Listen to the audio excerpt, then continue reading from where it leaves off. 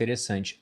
Aproveitando esse fato de que você citou, olha, Abraão era muito rico, mas segundo a Bíblia, Salomão é o mais rico que já existiu. Uhum. Uma vez a revista Forbes fez um ranking onde eles queriam ver quem era o mais rico da história. E nesse ranking você tinha personagens históricos memoráveis como Cleópatra, Júlio César. Eu não me lembro se o Salomão estava no ranking, mas o que ficou em primeiro, segundo os dados da Forbes, atualizados até a época, por inflação, etc., né, o patrimônio foi trazido, corrigido, era o John Rockefeller. Aí você pensa, caramba, de todo mundo que já existiu é o John Rockefeller. Só que sempre que tem um comentário desse tipo, aí o pessoal que é religioso entope lá os comentários falando, isso tá errado, porque segundo a Bíblia, Salomão foi o mais rico que já existiu. Qual era a riqueza do Salomão? Porque eu entendo o seguinte, a Bíblia, que já foi escrita há muito tempo, fala que ele era o mais rico que já existiu. O que não quer dizer que vai ser o mais rico que pra existirá sempre, na né? história. Exatamente. Mas qual era o tamanho dele pra gente poder comparar com o tamanho das fortunas? Assim, tem como a gente quantificar? Porque não tinha moeda, mas já tinha ouro, tinha mercadoria. Tem coisa que não é quantificável também, né? Qual é o valor de ter um exército pessoal? Porque se for por isso, acho que o Putin é o mais rico do mundo hoje. A questão do exército eu citei no caso de Abraão, Sim. que não era monarca. E o Salomão era. E o Salomão era. Então o Salomão ter um exército é redundante. É como o presidente da república tem um exército. Agora o Elon Musk ter um exército é diferente, né? Agora, eu vou surpreender você. O Salomão tinha toneladas de ouro, o templo de Jerusalém foi feito e tudo mais, mas diferente do que muita gente pensa, em termos econômicos, Salomão não era o mais rico do mundo. Mas como, Rodrigo, você está indo contra a Bíblia? Não era. Arqueologicamente falando, só para você ter uma noção, o templo de Jerusalém, que Salomão construiu, era lindo mesmo, ouro e tudo mais, mas se eu comparar o templo de Jerusalém, por exemplo, com o templo egípcio de Karnak, o templo de Jerusalém era 1/20 do tamanho do templo de Karnak. 1/20. Como é que podia ser o maior do mundo? Sim. Jerusalém, a capital do Império Unificado de Israel, que Salomão foi rei, Jerusalém era 1/12 do tamanho da citadela da cidade de Nínive. Nínive, só a citadela, só a parte do rei ali. Era 1/12, 12 vezes maior do que Jerusalém. Como é que pode ser o mais rico do mundo? É que na cultura do Oriente Médio, a riqueza, ela não é medida só pela quantidade de objetos que você possui. Você entendeu? Sim. Mas por várias coisas. Salomão, ele tinha agregado a si vários elementos que outros não tinham. Ele tinha sabedoria, riqueza, reino, fartura de filhos, fartura de dias. Então são vários elementos. É porque a Forbes... Quem sou eu para criticar a Forbes, ainda mais não está na minha área, mas a Forbes, ela dá uma visão quantitativa de riqueza. Sim. Perfeito. É o que eles fazem. Você entendeu? Agora, só que isso pode ser... Você tá em depressão, mas tem R$1 a mais que o cara que ele é casado, tem vários filhos, é super feliz. Tem mais dinheiro. Ele é mais rico que você. Exatamente. Então, assim, tem coisas que são relativas. Por exemplo, às vezes eu tenho um aluno que ele é crânio. Ele é crânio. E ele tirou 7 numa prova minha. E eu tenho outro que é limítrofe. Fraquinho demais. E aquele limítrofe tirou 6. Só que eu posso fazer essa conta de outra maneira. Aquele que é crânio, ele podia ter tirado 10. Se ele tirou 7, é porque ele foi apenas a 70% do que ele poderia ir. Aquele fraquinho, com muito esforço, tiraria 2. Mas se ele tirou 6, ele multiplicou a capacidade dele muito mais. Então, proporcionalmente falando, é relativo. Eu posso ter doutorado, mas se eu estiver na floresta amazônica, quem que é o doutor ali? É o índio, é aquele que sabe virar ali. Meus doutorados não servem nada. Então, a gente tem que fazer essa conta. Nesse aspecto, Salomão foi mais rico, principalmente pelo seguinte: desses todos que a Forbes apresenta, quem deixou um legado que até hoje está ecoando pelo mundo? Sim. O Salomão deixou.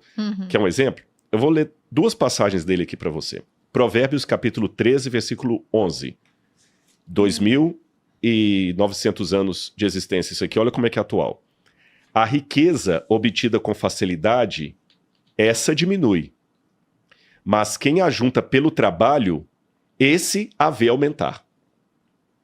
Olha que conselho brilhante para um pai hoje rico que tem filhos que serão os herdeiros.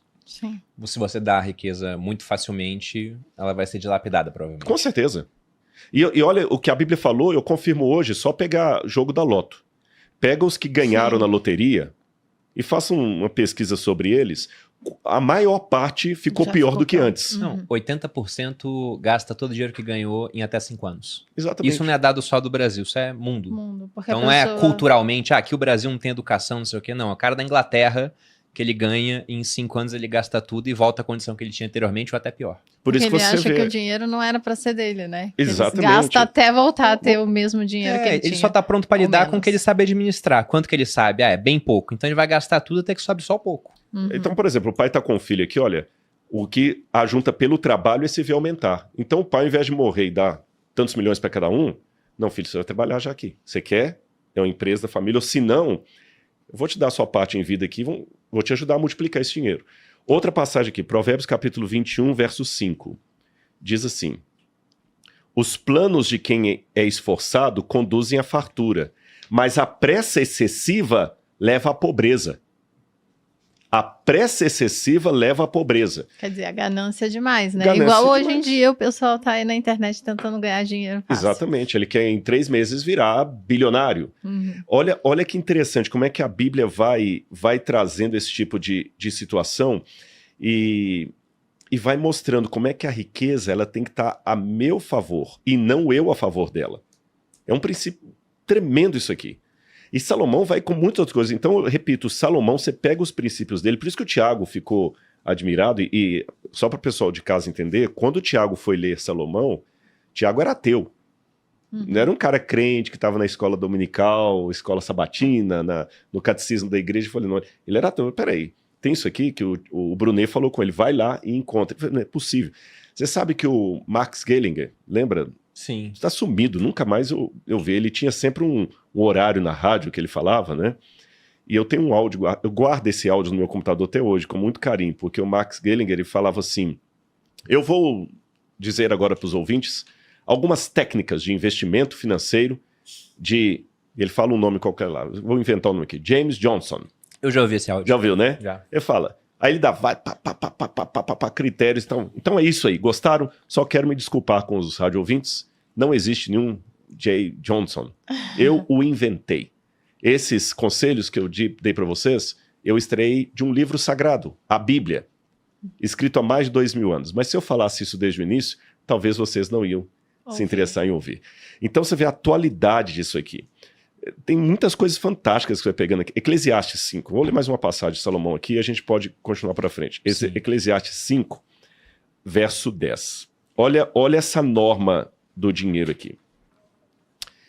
Quem ama o dinheiro Tá aqui também. jamais se fartará de dinheiro. Quem ama a abundância nunca ficará satisfeito com o que ganha. Olha que interessante. Quem ama o dinheiro jamais se fartará de dinheiro. Quem ama a abundância jamais ficará satisfeito com o que ganha.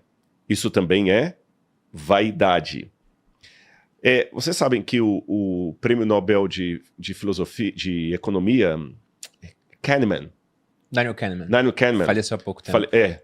Ele falou na época que ele usou aquele mesmo princípio do paradoxo. Estou tentando lembrar o nome do teórico aqui, que é a área sua. O paradoxo que a pessoa, quanto mais dinheiro ela tem, não significa que ela vai ser mais feliz. Sim, o pessoal fala que depois de um tempo as pessoas mostram que você tem só ganhos marginais decrescentes. Então, quanto mais dinheiro, uma hora Richard você chega Easterling. O paradoxo, ele é exatamente, você decifrou bem. Então nós temos o Kahneman, o paradoxo de Easterling, dizendo o seguinte: não adianta, que eles fizeram testes em vários países. Eu sei, o trabalho com método científico, eu sei que isso foi questionado por outros artigos. Uhum.